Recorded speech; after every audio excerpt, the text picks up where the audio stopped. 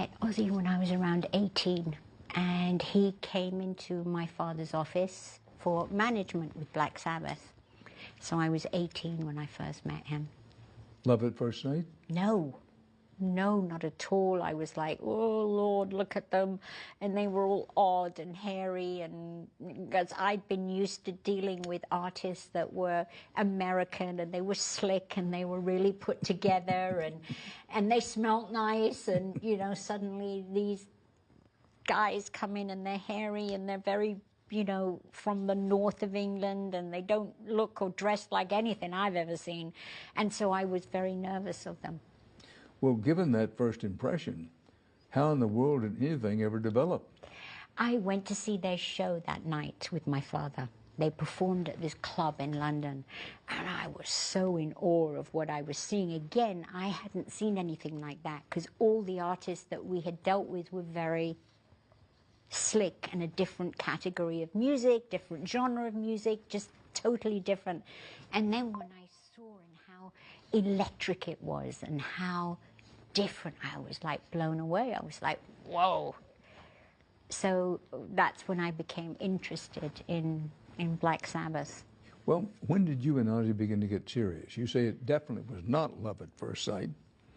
In '79, we were working together, and it was in 1980 that we started. We were working together, and it just became something else. Well, what is it you think first attracted you to him and has kept you attracted to him? Now, we all know nobody gets through marriage unscathed, but let's face it, you've had some really difficult and tumultuous times, but what is it that kept you so attached to him? He was so funny and quick-witted, and yet very vulnerable. And I just thought he was the funniest, sweetest guy I'd ever met, because he was so vulnerable about everything. And that just attracted me to him. So you get married. Mm-hmm. Things got off to a pretty good start or a pretty rocky start? It was tough because Ozzy was married and had 2 children. So after the divorce, his wife divorced him. So I would have done the same thing at that time. And so everything he had, he just left with her, which was the right thing to do. Excuse me, and I don't want to be too intrusive here, but she divorced him because of you? No, because of the drink. She couldn't take it anymore, and I get it. And then I had detached from my father, business-wise.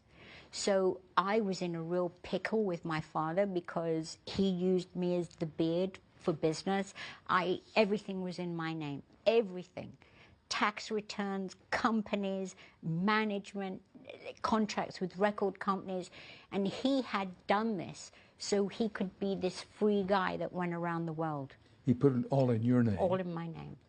So when he didn't pay a bill, they would sue me, or when he didn't pay taxes, they would come for me. And when he first did it, I'm like, oh God, he really trusts me.